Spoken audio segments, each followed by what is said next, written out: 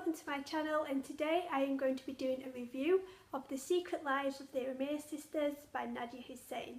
Now, if you don't know who Nadiya Hussain is, she is the 2015 winner of the Great British Bake Off, a show that has basically taken over the whole of Britain, and Nadiya basically captured the whole nation's heart. She was lovely, her personality was amazing, and she has brought out other books such as recipe books, but The Secret Lives of the Amir Sisters is her first novel. Now, I didn't know about this book until a few weeks before it came out, which was the 12th of January, and I pre-ordered it as soon as I found out about it. I wanted to support Nadiya Hussain because, like I said, she seems like a great person, and also I thought this book would be a great diverse read, as in 2017 I am wanting to read more diversely. The book basically follows four sisters who are the only Muslim family in a small town in the UK, and it follows a series of events from the sisters' points of view, which I always love. I love it when chapters from a certain point of view of different characters, so that's one reason why I love this book. But the sisters, there's four of them. There's Fatima. Now, she's the eldest daughter. She's about 30 years old. She's not married, and all she wants to do is pass her driving test. She's tried hundreds of times by the sounds of it, but she can just never pass it. She's got a great relationship with her driving instructor Ash, and some things go on there. And also, I don't want to have too many spoilers in this video, but something is revealed about Fatima during the book. Fatima is always feeling a bit left out. She feels like she's not cared for. She spends all the time in her room, and she finds it a bit odd that she's the eldest daughter, but her mother's never going on about her getting married. To her other daughters, she's always telling them they need to be married, but for Fatima, she doesn't really seem to care. Also, judging by the descriptions in the book, Fatima is a bit overweight. She keeps having snacks on cheese in a tube, which I've never really heard of. But yeah, she's just trying to figure out where she fits in the family and finally get the chance to pass a driving test and gain more independence. Then there's Farah. Farah is the only sister who is married, and she is happily married, except she's wanting to have children, which they're struggling with. She feels like she's not really much of a woman because she's not been able to have kids. In the book, it's her husband who gets involved in a car accident, so most of this does kind of revolve about her and the secrets she finds out about her husband and what dealings have been going on. Then there's Buble, I think that's how you pronounce it, sorry if I've pronounced it wrong. She is Farah's twin sister, and she's the total opposite of her. Buble, she lives in London. She's moved away from the family home, which her parents don't really like, and she's studying art. She, unlike her sister, does not want to be married. She wants to be more independent. You can tell that she's quite feminist in a way. She doesn't want anyone telling her what to do.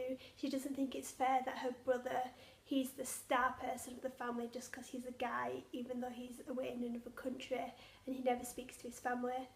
Buble is kind of my favourite character. I love her. She's got the same kind of ideals with me. Women should be able to do what they want.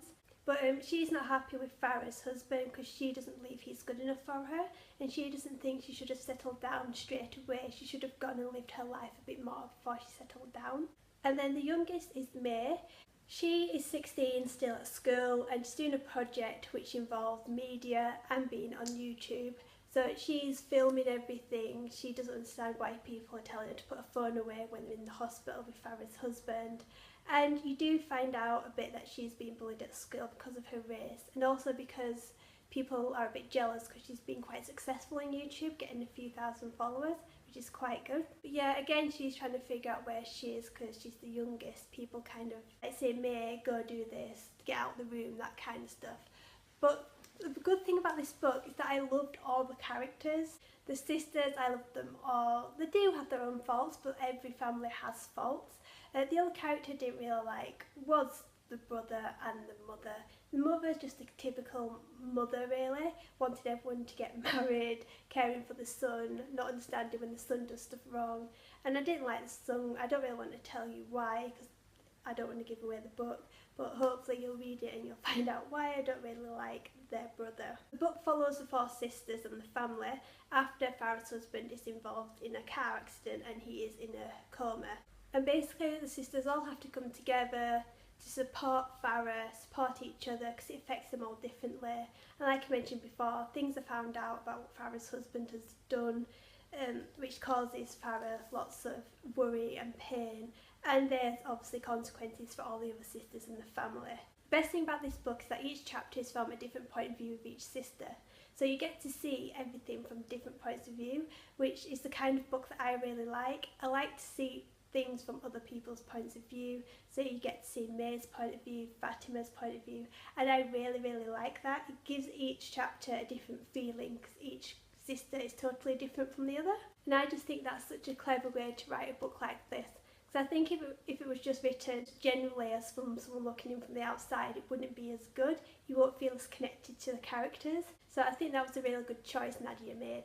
Also, what I didn't expect from this book was all the twists and turns, all the shocks, what happens with Farah and her husband, the revelation about Fatima as well. I did not expect this at all. These twists and turns kept me reading. I read this book, it's quite a small book, about 300 pages, but I read this book in a day. That's how good this book is. I don't think I've ever read a 300 page book in a day.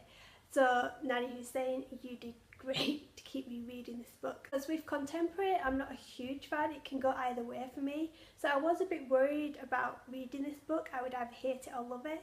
But the twists and turns, like I said, kept me reading. And I gave this 5 out of 5 stars because it was just so good.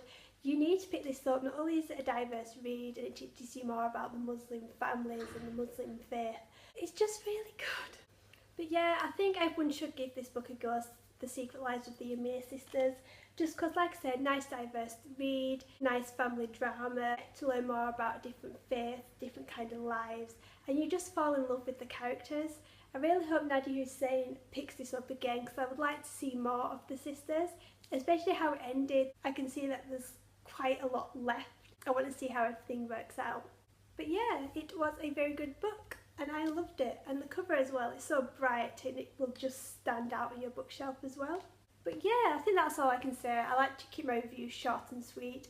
But have you read The Secret Lives of the Amir Sisters? What did you think to it? Or are you wanting to read it? And if you've got any more diverse reads I could give a go, because I'm wanting to read a lot more this year.